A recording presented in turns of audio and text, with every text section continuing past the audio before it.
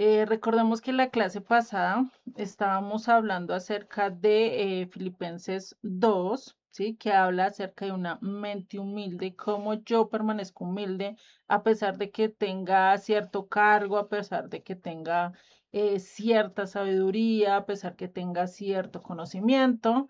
Y pues, ¿quién nos enseñó a ser más humildes que Jesucristo? Y por eso tenemos que tener ese mismo sentir que Jesucristo, ¿no? Eso era algo que estaba diciendo Pablo y que incluso lo pone en el mismo sentido de lo que Jesucristo hizo por nosotros en la cruz, ¿no? Que Él se humilló hasta lo sumo y se entregó por nosotros. Entonces, que así mismo, pues nosotros debemos ser con Él, ¿sí? Asimismo, de humildes, de pensar solo en lo que Él nos está enseñando, ¿no? Entonces, andar con esa humildad, ya teniendo estas dos mentes, tanto la mente positiva, ¿sí? Como la mente humilde, y entramos también con una mente simple, ¿sí? Simple, como lo estábamos viendo, Pablo decía, yo sí tengo en qué gloriarme, yo sí tengo en qué vanagloriarme y en qué esto, qué enseñanzas dar y qué tantos temas mostrar, pero me dediqué solo a uno solo, a hablar de Cristo, ¿sí? Y enseñar de Cristo, un mensaje simple, no un mensaje con tantas arandelas, no un mensaje con tantas cosas, sino realmente yendo directamente hacia lo que es, ¿sí?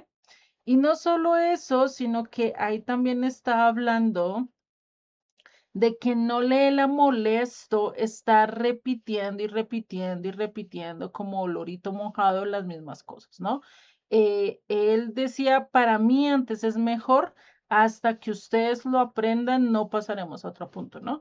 Eso es lo que está diciendo él. Y algo que vemos a lo largo de las escrituras es que Dios es igual. Dios es reiterativo, Dios es repetitivo, Dios a lo largo de las escrituras, desde Génesis hasta Apocalipsis, comenzando desde Caín hasta Apocalipsis, Dios da el mismo mensaje. Sigue mis instrucciones y serás bendecido. De lo contrario, pues el pecado está a las puertas y te puede llevar a la perdición. ¿Sí? Siempre lo dice, las primeras palabras de Jesucristo cuando empezó su ministerio, que fue arrepiéntanse. Arrepiéntanse porque el reino de los cielos se ha acercado. Eso fue lo primero que dijo. ¿Y arrepentirse de qué? Podríamos pensar, ¿no? Pues arrepentirse que no estaban siguiendo las instrucciones o la voluntad de Dios y que eso es casi siempre de los libros históricos, de los profetas, del Nuevo Testamento, todos están basados a lo mismo, volver al principio, volver a lo que Dios diseñó, ¿sí?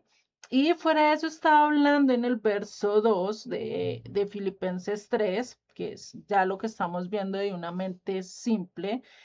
Dice que guardaos de los perros, guardaos de los malos obreros, guardaos de los mutiladores del cuerpo. Y acá está hablando de de estos gentiles, más bien que se están haciendo conversos al judaísmo o que realmente estaban aceptando a Yeshua como el Mesías, sin necesidad de entrar directamente a la conversión al judaísmo como tal, ¿no? Sino haciendo un proceso de decir y querer seguir lo mismo que Pablo enseñaba, los discípulos enseñaban, ¿sí? Recordemos que pues para esa época eran dos cosas totalmente diferentes. Porque pues el ir ante un ante un rabino, perdón, ir ante un rabino y hacer toda la parte de conversiones era hacerse al judaísmo y eso era rechazar al Mesías, ¿sí? Y estos prosélitos que muy posiblemente habían llegado a Yeshua, pero que antes habían pasado todo ese proceso de conversión en el judaísmo, pues eran los que estaban poniéndole más trabas a Pablo. Eran los que realmente estaban diciendo, si a nosotros nos tocó pasar por eso, porque a ellos no les va a tocar, ¿sí? Y eso creo que se ve mucho entre los niños, entre hermanos o entre niños de la misma edad, es porque a él sí y a mí no, ¿sí? O porque yo y porque a él no, ¿cierto? Siempre esa comparación de que Bueno, todos toca darles por igual. Muy posiblemente ellos también peleaban por lo mismo, de decir por qué ellos iban a entrar de manera tan fácil, sin circuncisión, sin todo el proceso rabínico, y por lo menos hoy en día creo que son casi de 3 a 5 años, tanto de estudio como de aprender la halajá, como de aprender todo lo que tiene que ver a nivel cultural, también como de alimentación y todas estas cosas, ¿no? Entonces, pues es un proceso que no es ni corto ni fácil de hacer, porque incluso tienes que tener buena plática en el bolsillo, porque pues no solo requiere que vivas o que comas así, sino que requiere también que implementes ciertas cosas en tu casa. ¿Sí? 2 neveras, uno para la carne, otra para la leche, 2 estufas, una para la carne, otra para la leche, 2 vajillas, una para la carne, otra para la leche y así sucesivamente, ¿no? Eso es, hagan de cuenta, tener 2 cocinas en una misma casa, en un mismo lugar, ¿no? Y pues, imagínense, ¿no? Eso es un gasto, si no más hacer una cocina, lo más de bonito, pues, se va un dineral. Imagínate hacer dos e implementarlas en la misma casa, ¿no? También requiere de solvencia económica. Entonces, a eso, y pues todo eso, pues era lo que yo le estaba diciendo. Por eso le dice, guardaos de los perros, de los mutiladores del cuerpo. ¿Por qué le dice mutiladores del cuerpo?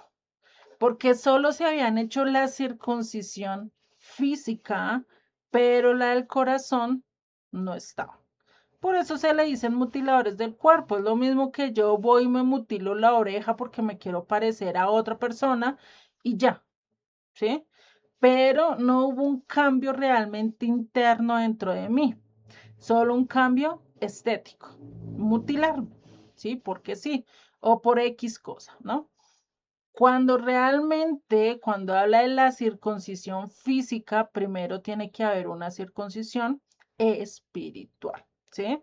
Y eso es lo que ya empieza a hablar Pablo en el verso 3. Pero antes de iniciar o seguir con el verso 3, pues vamos a orar y ponerle en manos del Eterno todo lo que venimos o lo que vamos a estudiar el día de hoy. ¿Mm?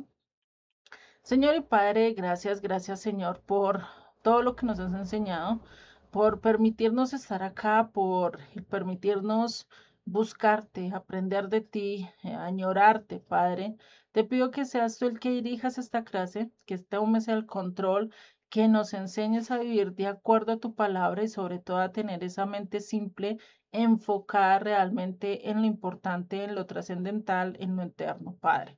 Te pido que seas tú el que dirijas, enseñes y sé tú dando la revelación correcta de tu palabra y de lo que quisiste decir a través de Pablo, Padre. Te doy gracias en nombre de Yeshua. Amén y amén. Entonces, en el verso 3 de Filipenses nos está diciendo lo siguiente.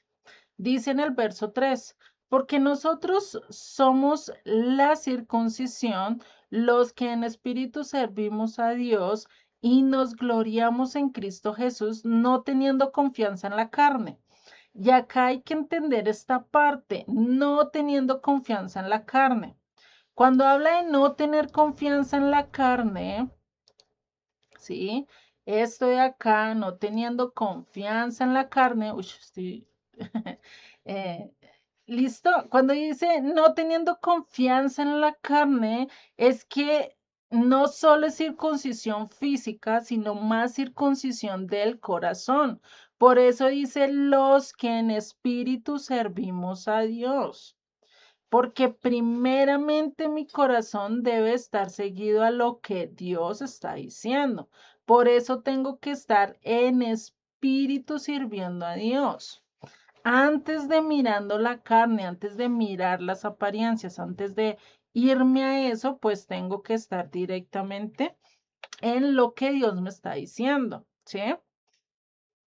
Por eso, esto de la circuncisión, pues es un tema muy picante, se puede decir así, muy controversial. porque unos dicen que sí tenemos que hacer, otros dicen que no tenemos que hacer. Las escrituras como tal nos dicen que es un pacto perpetuo por todas las generaciones y para aquellos que quieran vivir bajo la voluntad de Dios, ¿no? Eso por una parte. Y si ustedes quieren estudiar mucho mejor esto de la circuncisión, pues necesitaríamos estudiar Hechos 15 y todo lo que dice las escrituras concerniente a la circuncisión, no basarnos solo en un texto, ¿sí? O malinterpretando realmente lo que Pablo quiso decir. Ya en el verso 4 nos sigue diciendo, aunque yo tengo también de qué confiar en la carne, pues era hebreo de hebreos, circuncidado al octavo día, venía de judíos, sabía de qué tribu era, que era de la tribu de Benjamín, pues tenía que gloriarse. Y fuera de eso, no solo eso, sino a nivel doctrinal, a nivel de sabiduría humana, podríamos decir que era un doctor, que era un sabio, ¿sí? Es decir, como hoy en día ver a un magistrado, ver a una persona que ha pasado, que tiene un doctorado y uno decir, no, pues con esta persona, mejor dicho, sabe mucho que voy a hablar con él, ¿no? Cosas así por el estilo. Pablo era muy doctor, parecía un ratón de biblioteca porque conocía muchas cosas, ¿sí? Por eso él dice, yo sí tengo que confiar en la carne, yo sí tengo que gloriarme, pero dice, si alguno piensa de eh, que tiene que confiar en la carne, ¿qué dice? Yo más. Y ahí va a explicar ya en los siguientes versos de qué tiene que jactarse aún más de los prosélitos. Recordemos que viene hablando en un contexto donde los prosélitos lo perseguían, se jactaban y le hacían como la contraria a Pablo, ¿no? Incluso generaban o decían cosas que iban en contra de lo que Pablo realmente estaba diciendo. Acá en el verso 5 ya Pablo empieza a decir de qué se tiene que gloriar. Dice, circuncidado al octavo día, linaje de Israel, de la tribu de Benjamín, hebreo de hebreos, en cuanto a la ley, fariseo. O sea, ¿qué estaba diciendo? Tenía un cargo bueno, era el ámbito totalmente famoso, porque pues era fariseo, los fariseos para esa época eran muy respetados, se tenían muy presente, hagan de cuenta como hoy en día los pastores o los apóstoles se respetan mucho, bueno, los curas se tienen como un rango donde nosotros decimos, uy, estamos por encima o por debajo de ellos, ¿no? Eso era algo que estaba más o menos para la época de Pablo. Ser fariseo era algo muy exitoso en su época, ¿sí? En cuanto a la religión. Por eso Pablo sí tenía de que jactarse. Él era cuidadoso y observante tanto de la ley escrita como de la ley oral. ¿Sí? Y eso era algo que tenía mucho y que se veía mucho en un fariseo. Tenía de qué hacerlo. Entonces, ¿cuáles? Y acá porque él recuerda y muestra la circuncisión del octavo día. Y es de decirles yo no tuve que circuncidarme directamente después, sino que yo seguí todas las instrucciones o que incluso mis padres siguieron las instrucciones de la circuncisión y pues viene de decir, venga, esto lo hicieron mis padres, yo no tengo de qué gloriarme porque la decisión fuera quién, de mis padres, ¿sí?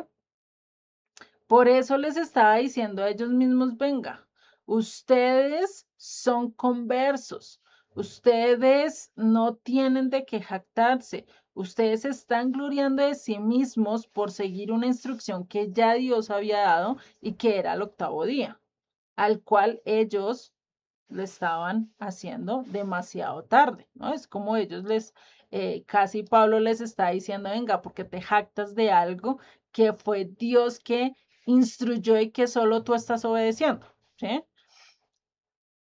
Y este era, por eso Pablo tuvo realmente hartos problemas con los líderes religiosos de la época, con los fariseos, con los escribas, con los saduceos, porque realmente era una problemática en el judaísmo y más, más que todo para los conversos, cuando Pablo le decía, si no estás circuncidado, quédate circuncidado.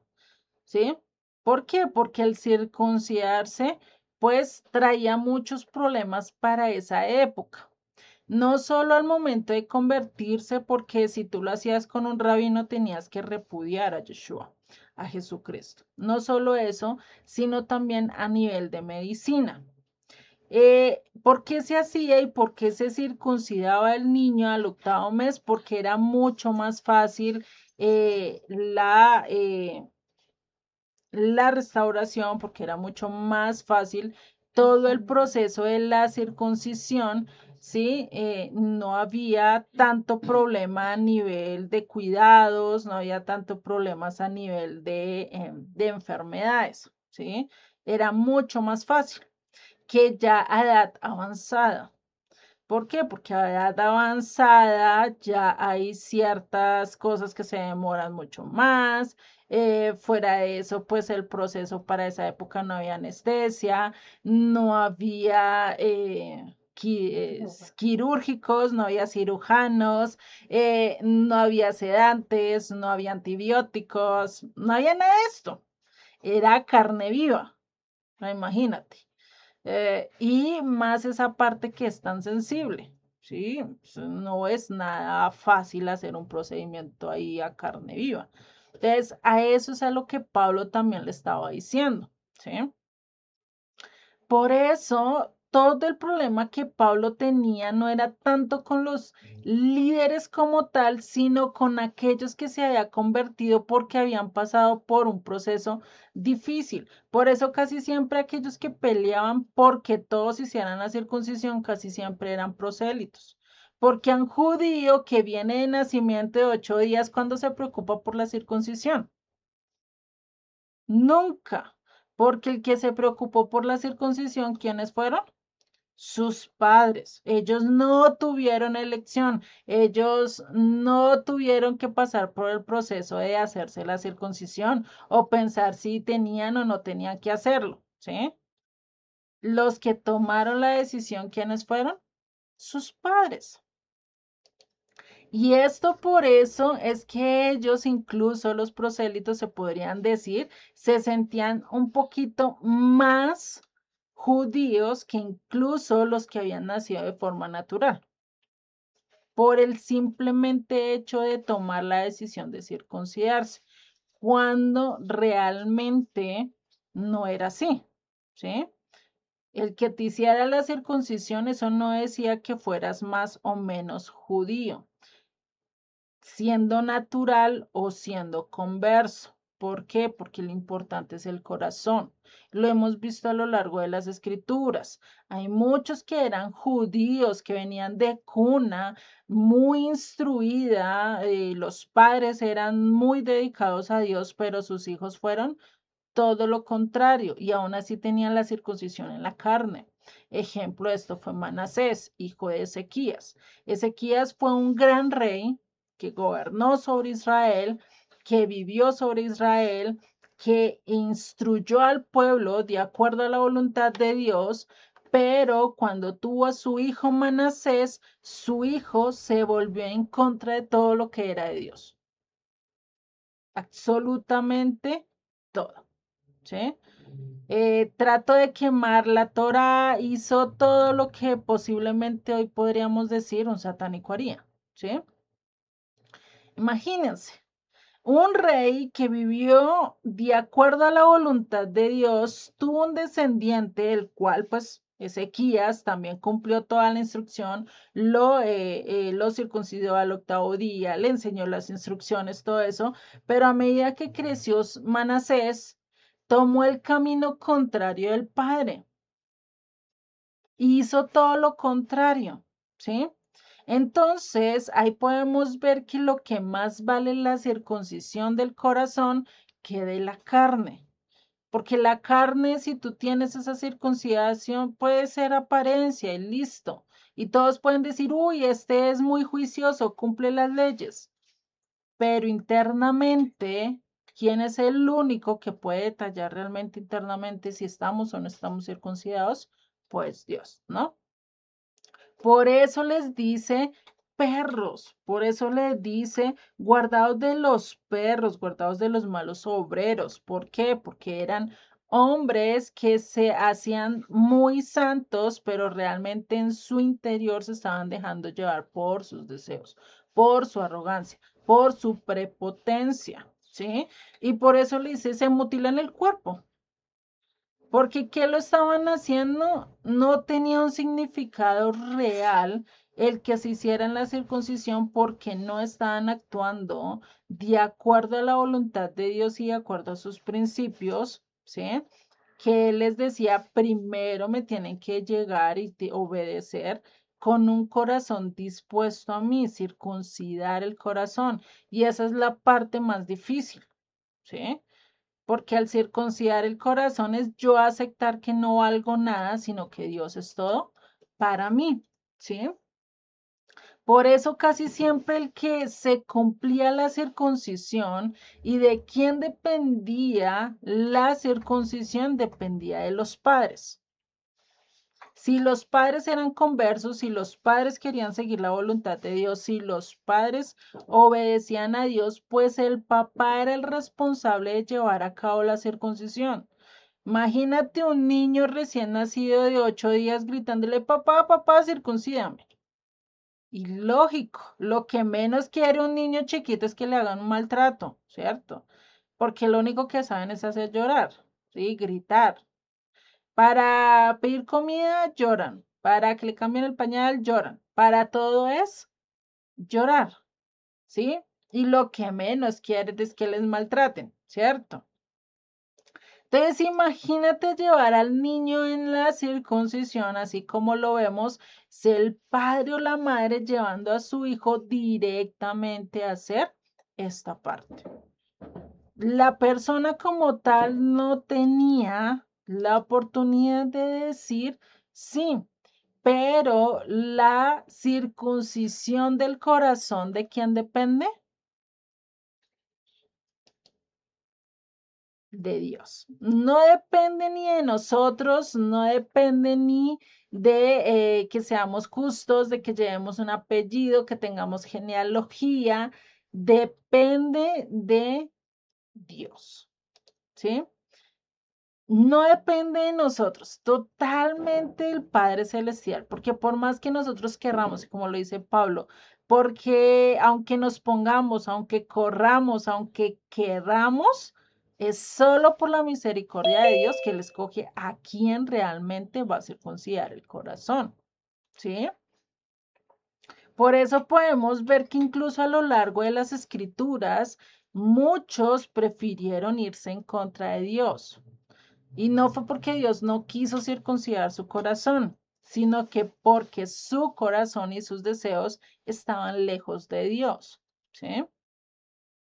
Por eso cuando Dios ve que tú quieres realmente seguirlo, que tú quieres realmente obedecerlo, pues es Él el que va a circuncidar el corazón, es Él el que va a hacer todo.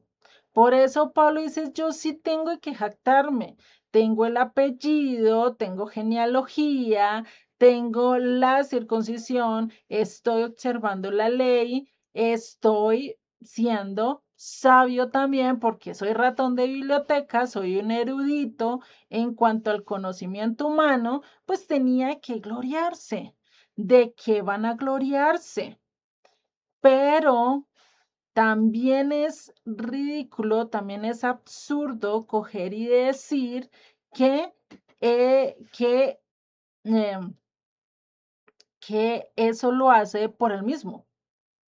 O sea, Pablo podía jactarse de todo eso humanamente, pero ¿quién fue el que le dio todo eso? ¿Quién fue el que le dio el apellido? ¿Quién fue el que le dio la genealogía? ¿Quién fue el que lo puso allí con unos padres que realmente vivieran bajo la condición de Dios y lo circuncidaran. ¿Quién fue? Dios. Entonces no tenía que jactarse porque todo se lo había dado Dios. Por eso es ridículo o es una blasfemia pensar que todo eso es por obra tuya. Creo que cada uno de nosotros, y eso lo hemos visto a lo largo de la vida, que hay padres tanto buenos como malos. Y nadie escoge en qué familia le toque. ¿Cuántos de nosotros no hubiera querido nacer en una familia rica o en una familia completa o en una familia que no tuviera que estar viviendo en zonas de conflicto o que estuviera en otro lugar, ¿no? Y eso lo piensan más las personas que por lo menos tienen unos padres totalmente malos, opuestos realmente a lo que Dios manda. Y dicen, ¿por qué a mí me tocó estos padres? ¿No? Ahí es donde vemos que Dios es el que da todo, Dios es el que nos pone en el lugar que Él decida, porque a Él le place hacerlo y porque Dios sabe el propósito de por qué te puso en ese lugar. Porque Él quiere manejar tu carácter, porque Él quiere desarrollar tu vida, porque Él quiere que tú reconozcas que sin Él no eres nada y que te va a utilizar de acuerdo al lugar donde te puso, te va a utilizar para bien de acuerdo a tus propósitos, ¿sí? Lo vemos en la historia bíblica. Unos nacieron siendo pobres, siendo pastores de ovejas como David y terminó siendo un rey. Pero eso tuvo que hacer un largo proceso hasta el punto de llegar a ser rey. Pero ¿qué pasó en ese proceso? David entendió que todo lo que él tenía no le pertenecía, que Dios se lo había dado. Que él lo colocó allí fue Dios y no él, no como Saúl. Saúl también venía de una familia muy chiquita, pero se le subieron los humos pensando que él se lo había ganado, pensando que eso le pertenecía, hasta el punto de decir, a mí nadie me va a quitar este reino es mío. Y esa prepotencia y ese orgullo y esa codicia lo terminó, ¿qué? Llevando a la destrucción, no solo de él, sino de su propia familia, ¿sí? Seguimos en el verso 6. Dice, en cuanto a celo, perseguidor de la iglesia, en cuanto a la justicia que es en la ley, irreprensible. ¿Qué dice en cuanto a celo? En cuanto a guardar la palabra de Dios, era perseguidor de la iglesia. Pablo era uno de los que era apasionado por defender lo que él quería, hasta el punto de llegar a matar por alguien que fuera en contra de lo que él creía, ¿sí? Y eso es algo que hoy se ve mucho, hoy se ve esa pasión por una camiseta, por un artista, por un líder político, por X o Y persona, incluso se llega a tener una pasión así. Si estás oponiéndote a mí, yo incluso te lastimaría, ¿no? Eso es lo que estaba haciendo Pablo. Llegó hasta el punto de tener un celo, de tener el querer guardar realmente la instrucción de Dios hasta el punto de decir, si estos están en contra, me los llevo por encima. ¿Sí? Eso es lo que estaba haciendo, porque él quería guardar la ley, guardar las escrituras de manera irreprensible. En su momento él pensaba que estaba haciendo lo correcto, como muchos otros, por lo menos, muchos de los que hicieron las cruzadas, muchos de los que hicieron el holocausto, en su conciencia posiblemente pensaron que estaban haciendo lo correcto y que para ellos esa era absolutamente lo correcto. Pero una cosa es lo que yo opino que es correcto y otra cosa es lo que Dios opina que es correcto. Y eso fue algo que Pablo no lo entendió hasta que encontró y se encontró con Jesucristo, ¿sí? Por eso Pablo, a pesar de todo eso, él y de la transformación que tuvo al conocer a Yeshua, siguió viviendo de acuerdo a la ley oral, viviendo de acuerdo a la ley escrita. No tenían que demostrarle o que decirles que usted hizo tal cosa mal, ¿sí? No hay nada de eso. Sigue en el verso 7. Pero cuantas cosas eran para mi ganancia, las he estimado como pérdida por amor de Cristo. ¿Qué dice? Prefirió perder ser fariseo por amor a Jesucristo, prefirió dejar su jactancia en todo el conocimiento que tenía y volver a empezar de cero, ¿sí? No le importó despojarse de ese celo, de perseguir hasta no entender realmente lo que Cristo le estaba mostrando. Empezó a dejar todo eso del legalismo que él tenía y empezar de cero a mirar cómo se encontraba Jesucristo desde Génesis hasta Malaquías, que era lo que tenían en esa época con Pablo, ¿sí? Encontrar y definir y redefinir lo que realmente decía las escrituras de acuerdo a la revelación que Yeshua le estaba dando a lo largo que él estudiaba, ¿sí? Entonces, por eso él dice, todos esos títulos, toda la genealogía, todo lo que yo tengo, todo eso y cuanto yo tengo y que jactarme, que dice, lo tengo como pérdida. Mejor lo menosprecio, por eso sigue en el verso 8. Y ciertamente aún estimo todas las cosas como pérdida por excelencia del conocimiento de Cristo Jesús, mi Señor, por amor del cual lo he perdido todo y lo tengo todo, ¿por qué? Por basura para ganar a Cristo.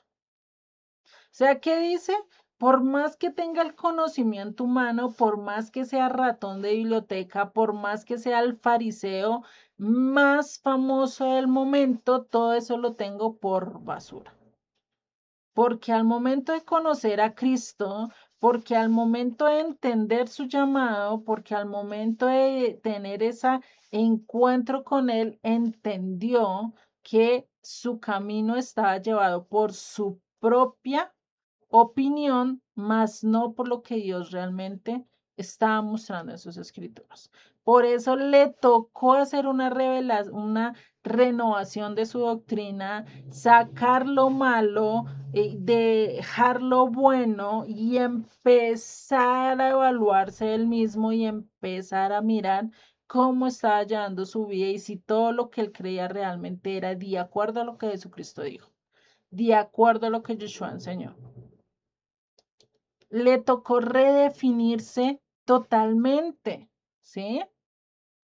Por eso dice, todo lo tengo por basura, mis títulos, mi cartón, mi riqueza, todo eso lo tengo por basura. Lo mismo lo dijo en Romanos 8:12, dice así que, hermanos, deudores somos, no a la carne, para que vivamos conforme a la carne, porque si vivís conforme a la carne, ¿qué dice? Moriréis. Mas si por el Espíritu hacéis morir las obras de la carne, ¿qué dice? Viviréis. Porque todos los que son guiados por el Espíritu de Dios son hijos de Dios. Ya que hay que enmarcar algo supremamente importante, ¿sí? Porque todos los que son guiados por el Espíritu de Dios son hijos de Dios.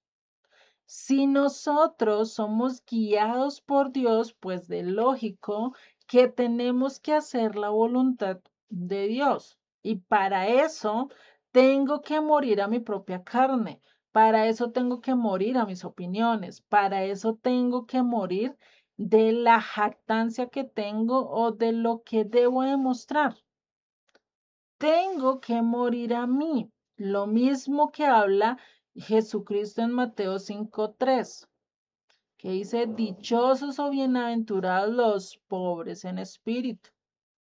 Necesitamos entender que ante Dios no importa los títulos, no importa la riqueza, no importa cuántas propiedades tengas, no importa cuántos hijos tenga, no importa nada de eso. Lo que importa realmente es que si te dejas guiar por Dios o no, si hablas el mismo lenguaje de Él o no, si haces lo que Él te está pidiendo o no.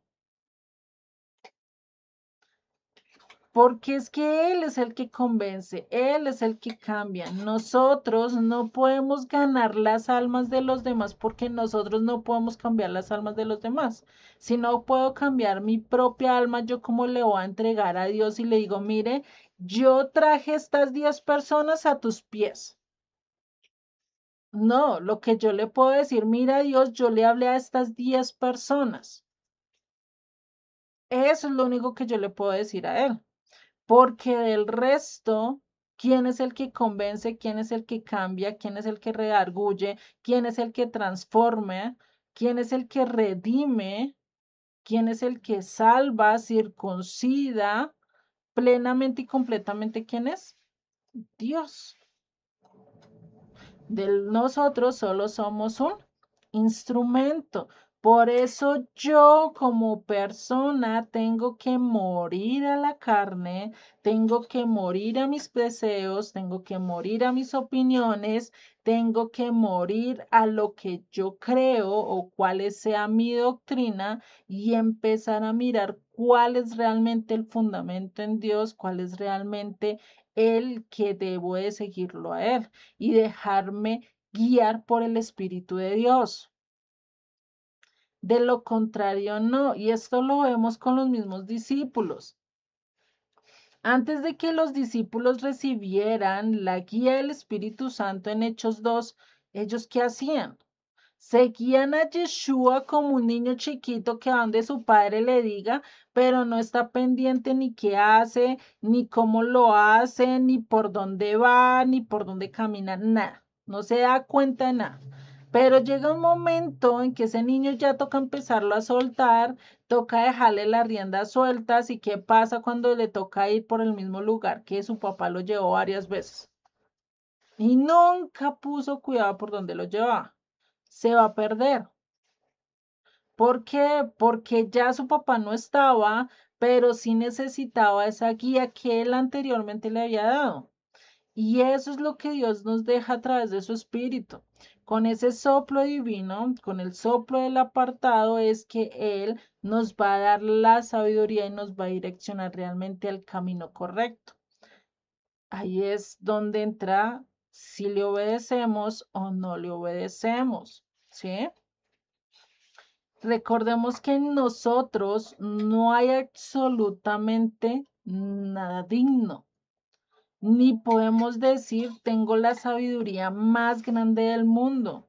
Más bien, desde eso debo de ser agradecidos porque Dios nos tuvo por dignos de recibir su sabiduría, su entendimiento, ¿sí? Sigue en el verso 8 que dice, tengo todo por basura para ganar a Cristo.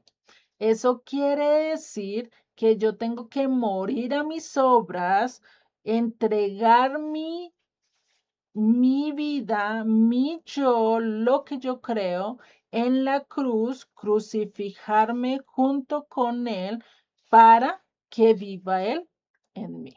¿Sí? A aceptar que no hay nada digno en nosotros. ¿Sí?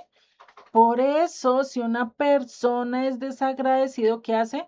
Culpa a los demás, ve el error en los demás, ve las falencias en los demás. Un ejemplo de esto muy bueno es Saúl. Saúl, Dios lo mandaba a hacer muchas cosas, Dios lo direccionara a hacer ciertas cosas, pero Saúl siempre fallaba. ¿Y a quién le echaba la culpa? Al pueblo, a los soldados, pero él nunca tuvo la culpa. Imagínate, ¿no? Entonces, por eso lo que necesitamos y a veces todo lo que estamos esperando, no es tener las expectativas en lo que nos rodea, no esperar que los otros hagan lo que nosotros debemos de hacer, sino por el contrario, vivir de acuerdo a lo que Dios quiere.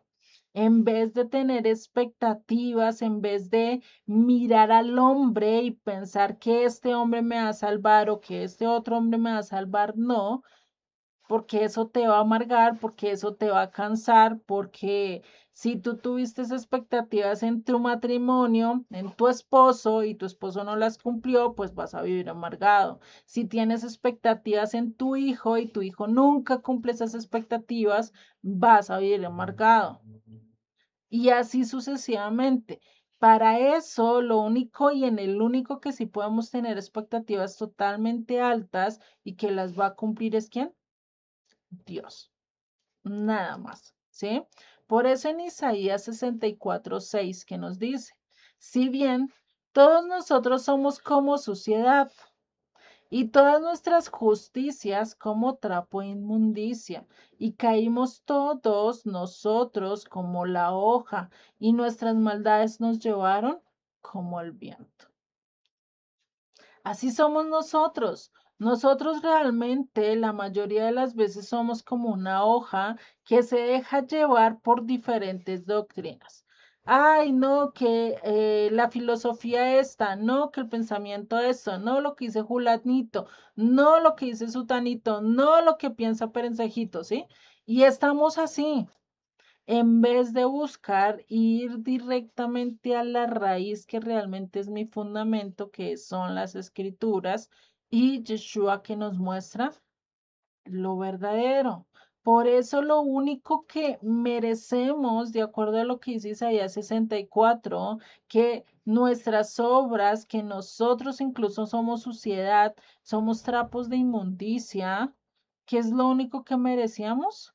Y merecemos ser rechazados, ser muertos, mejor dicho, estar fuera de la santidad del Eterno. Pero hay algo que tenemos que recordar. Fuimos creados a imagen de Dios. Fuimos creados para reflejar su gloria. Fuimos creados para reflejar su justicia, para reflejar su santidad, para adorarle, para servirle, para estar delante de Él. Pero el problema es que, ¿qué? Será que esa creación dio el ancho, hizo realmente y cumplimos el propósito por el cual fuimos creados? Lastimosamente, no. Por eso lo único que merecemos por nuestras acciones, por nuestros pensamientos, por nuestros dichos, por todo lo que hacemos es que la muerte. No hay salvación. Si lo hacemos por nosotros mismos, no hay salvación. Por eso, el único en el que nos debemos de gloriar, que nos debemos de jactar, que debemos de estar agradecidos, ¿es de quién? De Dios. Porque ahí con Dios realmente todo este mundo se sujeta a Él. Gracias a eso tenemos misericordia, gracias a eso tenemos justicia, gracias a eso Dios nos dio su gracia, un don inmerecido. De lo contrario, ¿qué seríamos o qué sería de nosotros? Isaías 1:9 nos dice, si el Señor de los ejércitos no nos hubiese dejado un resto pequeño o un remanente, como Sodoma fuéramos y semejantes a Gomorra. ¿Qué pasó con Sodoma y Gomorra? Fueron destruidos, fueron quemados, todo desde lo más profundo, desde su geografía hasta la humanidad, hasta los animales, hasta la vegetación, todo fue destruido, arrasado. Allí no hay nadie y no va a volver a vivir alguien hasta que el Eterno lo restablezca. ¿Sí? Entonces, ¿qué es lo que dice? Si Dios no hubiera dejado un remanente, si un remanente no hubiera querido vivir de acuerdo a la condición de Dios, pues ¿qué sería este mundo? estaríamos igual que lo está ahorita el mar muerto, ¿sí? A eso es a lo que nos lleva. Por eso el Eterno todavía sigue teniendo paciencia de nosotros. Ha tenido paciencia de nosotros desde Noé. Desde esa época, a pesar de todas las falencias que ha tenido el pueblo, la humanidad, a pesar de todo lo que ha hecho en contra del Eterno, Dios aún así ha tenido misericordia, ha levantado personas para llamarnos, a pesar de todo lo que hemos hecho, nos ha bendecido, nos ha guardado, nos da el sol, nos da la lluvia,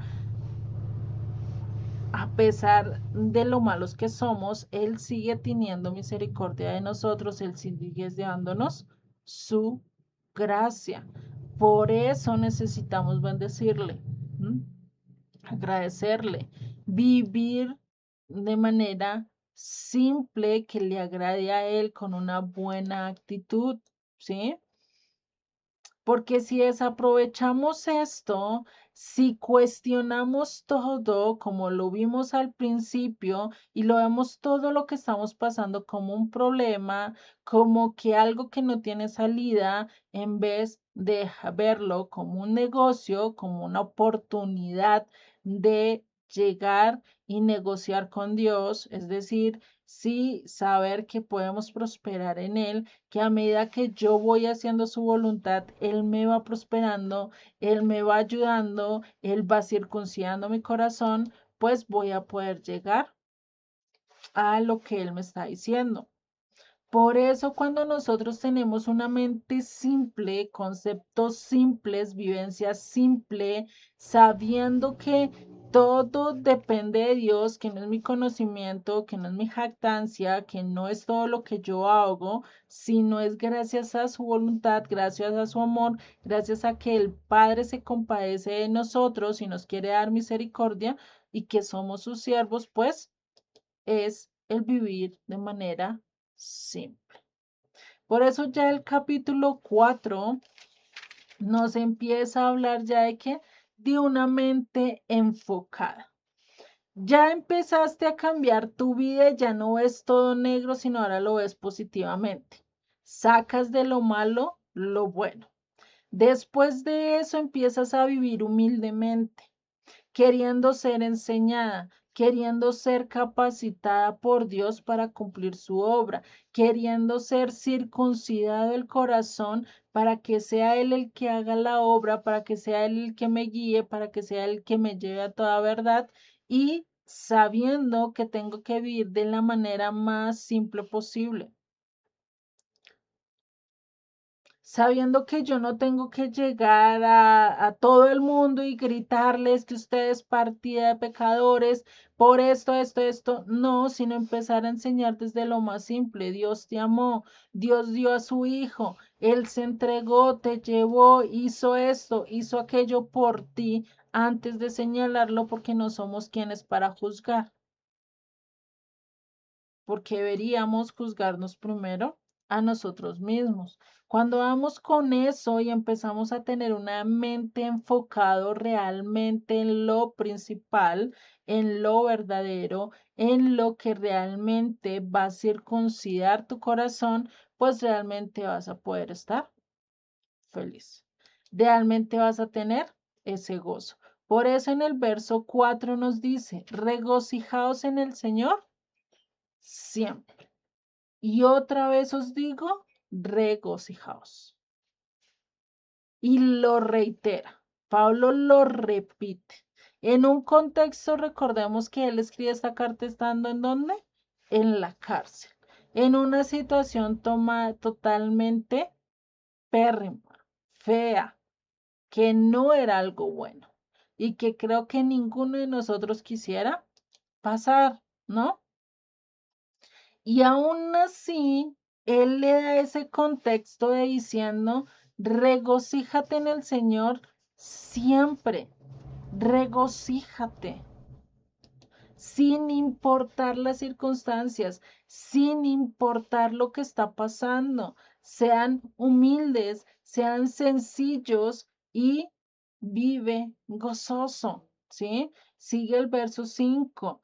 vuestra gentileza sea conocida de todos los hombres, el Señor está cerca.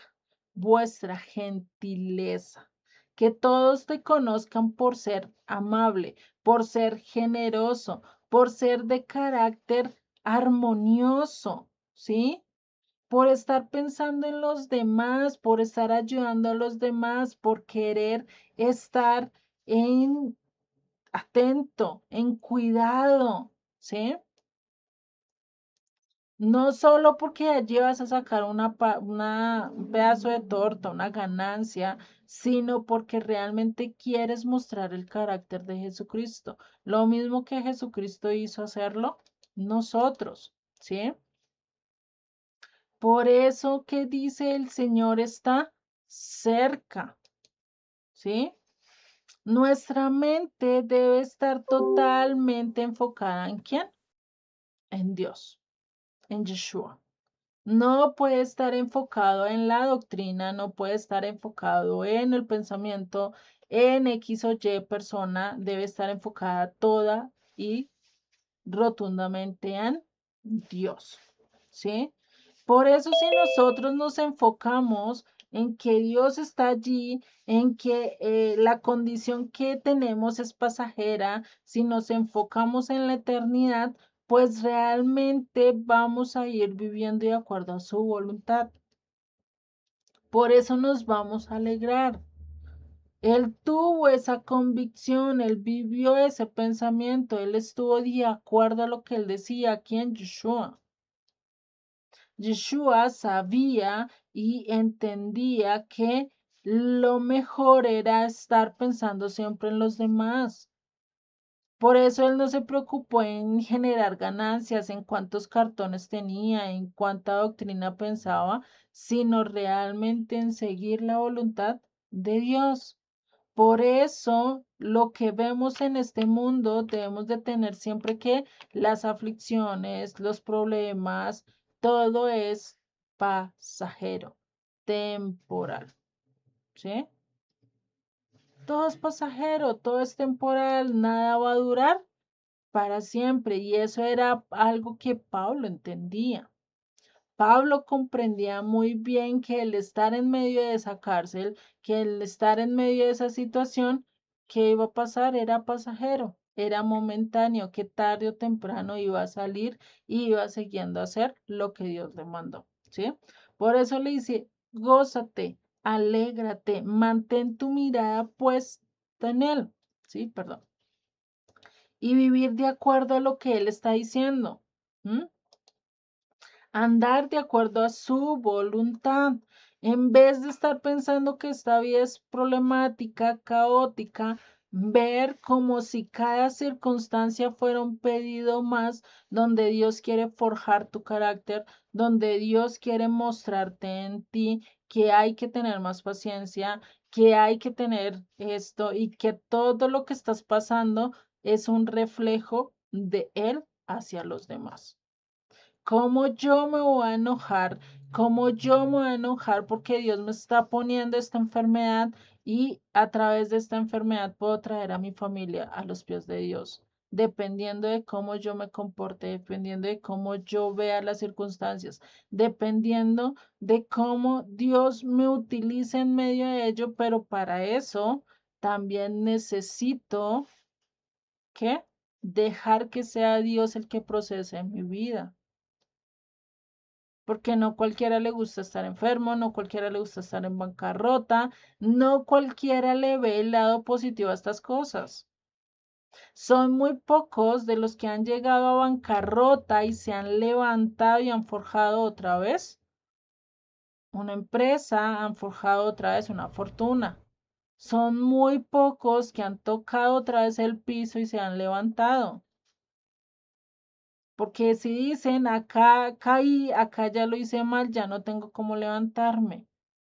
Pero otros, en vez de eso, dicen, yo sí sé de dónde puedo Yo sí sé que después de esta caída y así como levanté eso y de todo lo que aprendí al momento de hacer esa empresa y al momento de hacer y sé que en qué fallé hasta el punto de llegar en bancarrota, ya no voy a cometer esos errores, ahora me voy a levantar otra vez.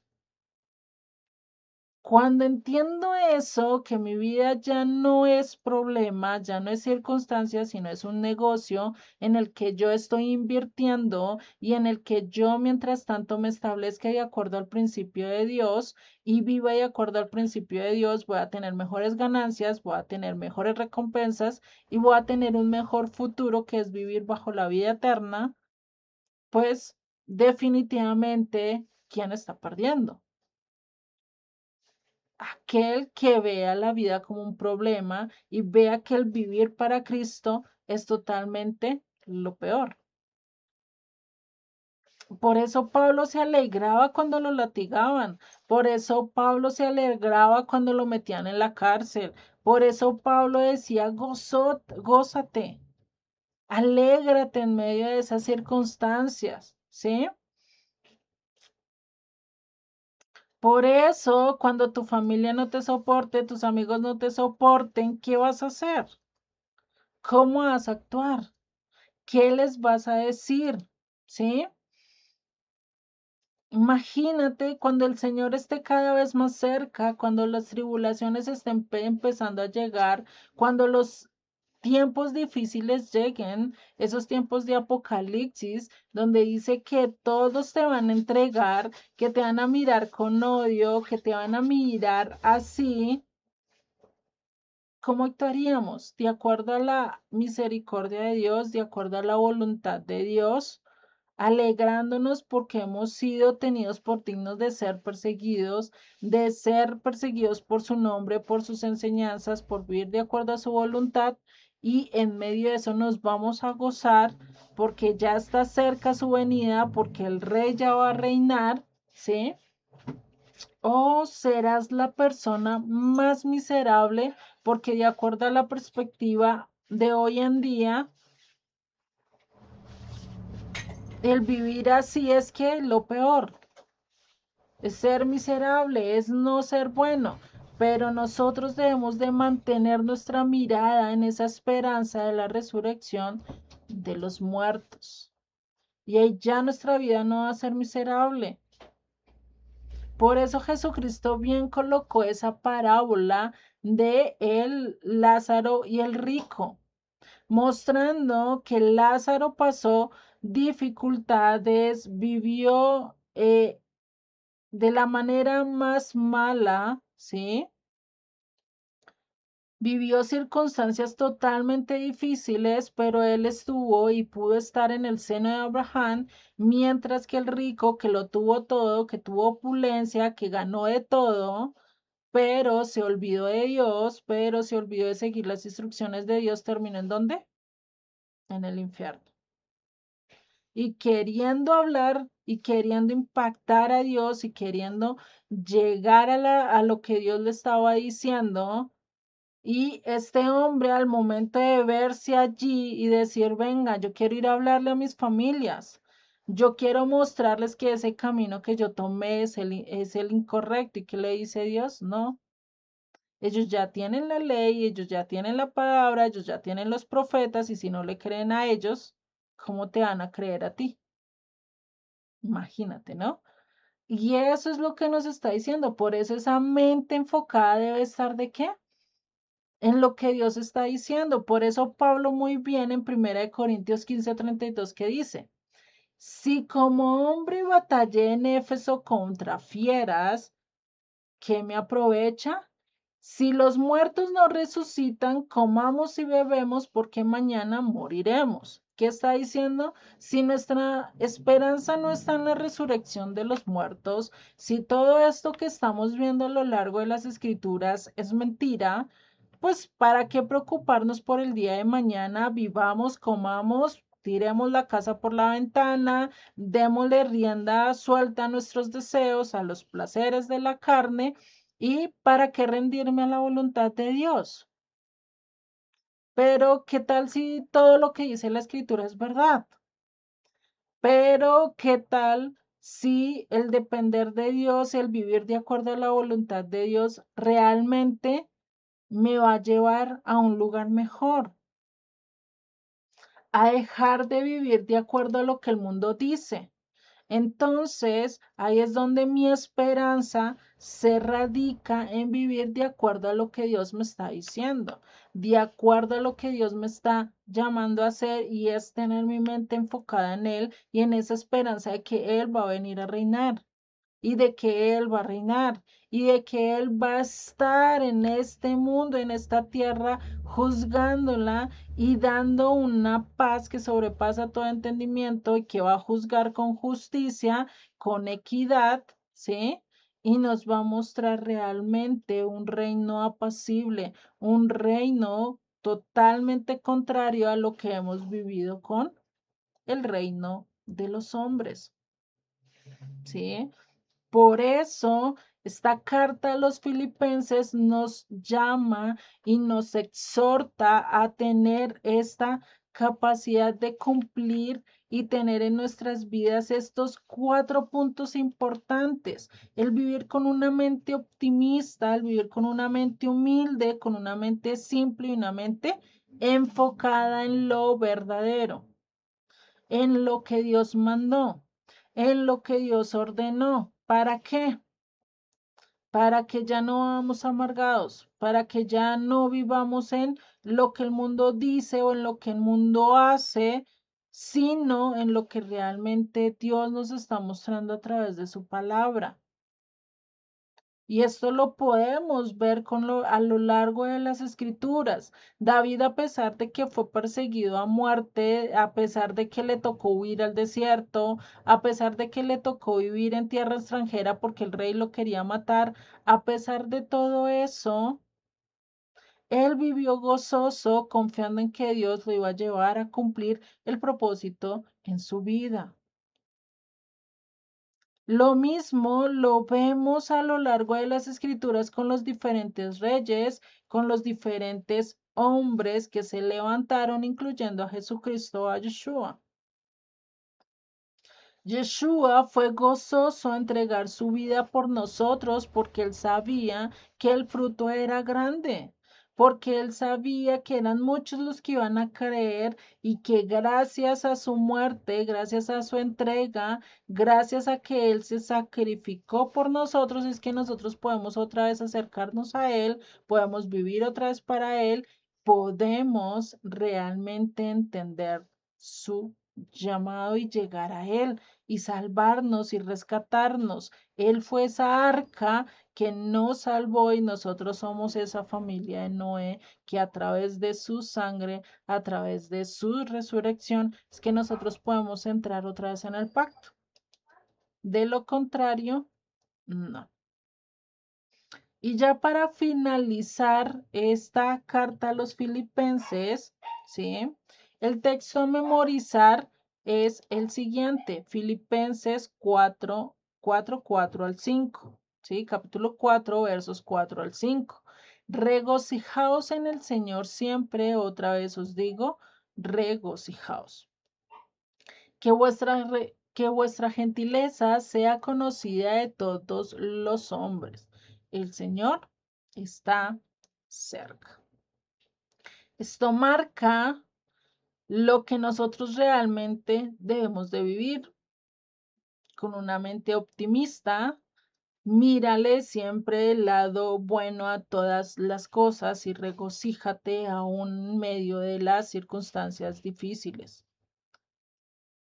La siguiente, vivir en humildad, con gentileza, sabiendo que los demás son mayores que nosotros, sabiendo que los demás, ¿sí? Son mayores que yo soy la que les sirvo, que yo soy la que tengo que estar atenta a sus necesidades. Soy la esclava, por así decirlo, ¿sí?